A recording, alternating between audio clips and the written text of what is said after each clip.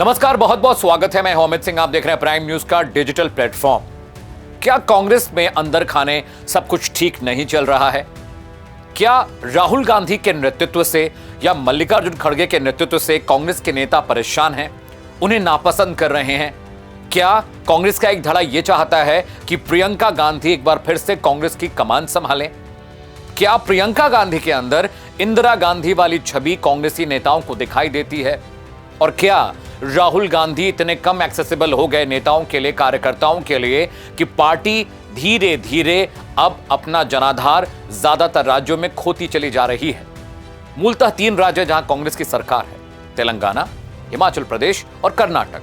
कर्नाटक में डीके शिव कुमार नाराज है, उन्हें मनाने की कोशिश लगातार चल रही है। सिद्धरामैया मुख्यमंत्री की कुर्सी छोड़ना नहीं चाहते। डीके शिव कुमार चाहते हैं कि डिप्टी का पद अब उनसे ले लिया जाए, फुल फ्लेज मुख्यमंत्री के तौर पर वो काबिज हो जाएं। लेकिन बड़ा सवाल यह है, राहुल गांधी के चारों तरफ जो कॉकस है, उनकी जो मास्टर टीम है, वो क्यों नहीं एक्सेस देती है बाकी नेताओं और कार्यकर्ताओं को, ताकि वो राहुल गांधी से सीधा संवाद कर पाए?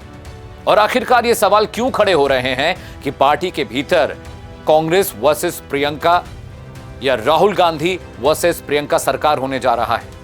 हम ऐसा क्यों कह रहे हैं? कटक से एमएलए हैं कांग्रेस के मोहम्मद मुकीम, वो कहते हैं कि मल्लिकार्जुन खड़गे की उम्र ज्यादा हो गई है, वो पार्टी के लिए भागदौड़ नहीं कर पा रहे हैं, वो पार्टी को संभाल नहीं पा रहे हैं। राशिद अल्वी एक बहुत सीनियर लीडर है कांग्रेस पार्टी के, उन्होंने कुछ दिन पहले कहा कि राहुल गांधी बहुत कम एक्सेसिबल है, जो वरिष्ठ नेता है अपने आप को हाशिए पर महसूस कर रहे हैं, पार्टी इसलिए भी कमजोर हो रही है। मोहम्मद मुकीम ने जो चिट्ठी लिखी में लिखा गया कि प्रियंका गांधी ज्यादा काबिल नेता हैं, उन्हें कमान मिलनी चाहिए, मल्लिकार्जुन खड़गे बुढ़े हो चुके हैं, उम्र दराज हो चुके हैं, वो पार्टी को संभाल नहीं पा रहे हैं। मोहम्मद मुकीम ने यह भी लिखा कि शशि थरूर, मनीष तिवारी जैसे जो नेता हैं, उनको मौका मिलना चाहिए। उन्होंने सचिन पायलट के नाम का भी जिक्र किया है, यानी वो नेता जो कभी कांग्रेस का चेहरा हुआ करते थे, अब वो धीरे धीरे धूमिल होते जा रहे हैं। मल्लिकार्जुन खड़गे के अध्यक्ष बनने के बाद से यह सिलसिला ज्यादा बढ़ा।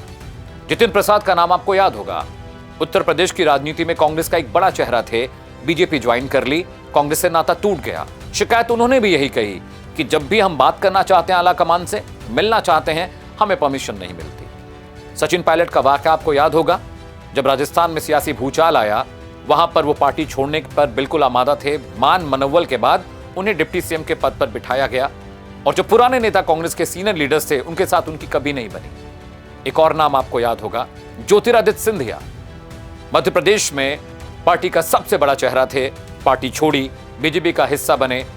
अब उन्हें लेकर भी, उनकी बातचीत, उनके तौर तरीकों से भी बाद में यह पता चला कि कांग्रेस में जो तमाम नेता काम करना चाहते हैं, जो यूथ है कांग्रेस का, उनको एक्सपोजर नहीं मिल रहा है, उनको आगे नहीं आने दिया जा रहा है। इसका सीधा सीधा मतलब यह है कि राहुल गांधी पार्टी के अंदर जो काम करने के लिए नियुक्त किए गए हैं, वो काम नहीं कर पा रहे हैं। मल्लिकार्जुन खड़गे उतने एक्टिव नहीं है, उम्र ज्यादा हो गई है, बोलने में दिक्कत है, चलने में दिक्कत है, तो पार्टी को एकजुट रखने का जो शक्ति चाहिए, जो करिश्मा चाहिए, वो शायद मल्लिकार्जुन खड़गे के अंदर नहीं है।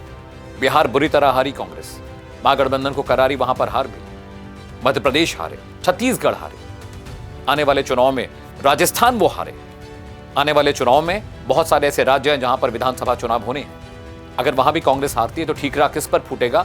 सीधा सीधा राहुल गांधी और मल्लिकार्जुन खड़गे पर। एसआईआर के मुद्दे को लेकर प्रबलता दिखाई, बहुत ज्यादा ओवर एक्सप्लोसिव रहे राहुल गांधी, लेकिन वो मुद्दा काम नहीं कर पाया।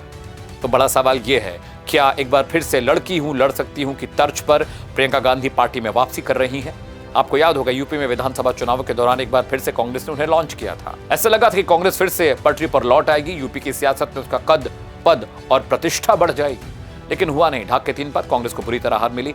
अखिलेश यादव की पार्टी ज्यादा मजबूत होकर लोकसभा और विधानसभा चुनाव दोनों में उसने परफॉर्म किया, लेकिन अब यूपी में 27 में विधानसभा चुनाव होने, बंगाल में चुनाव होने, दक्षिण के बहुत सारे राज्य जहां चुनाव होने, ऐसे में ये सही वक्त है कि जो कमान है वो सही हाथों में जानी चाहिए। और मोहम्मद मुकीम पुराने लीडर हैं, कटक से विधायक हैं, एमएलए हैं कांग्रेस के, तो उन्होंने अगर ये चिंता जाहिर की है तो ये पहली मर्तबा नहीं है।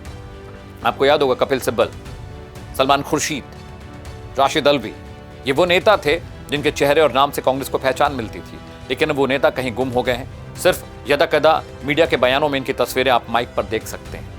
तो बड़ा सवाल यही, क्या वक्त आ गया है कि प्रियंका गांधी को कांग्रेस की कमान सौंप दी जाए? और क्या पार्टी के भीतर राहुल वर्सेस प्रियंका का गुट अब बढ़ता जा रहा है, यानी वो गुट जो प्रियंका गांधी को आगे लाना चाहता है और दूसरा गुट वो जो कांग्रेस चाहता है कि कांग्रेस का जो नेतृत्व, जो प्रतिनिधित्व है वो राहुल गांधी करें। पीएम का चेहरा बनने की बात भी लगातार सामने आ रही है। तो पुराने नेता अगर इस बात का जिक्र बार बार कर रहे हैं तो कांग्रेस में सब कुछ ठीक नहीं चल रहा है।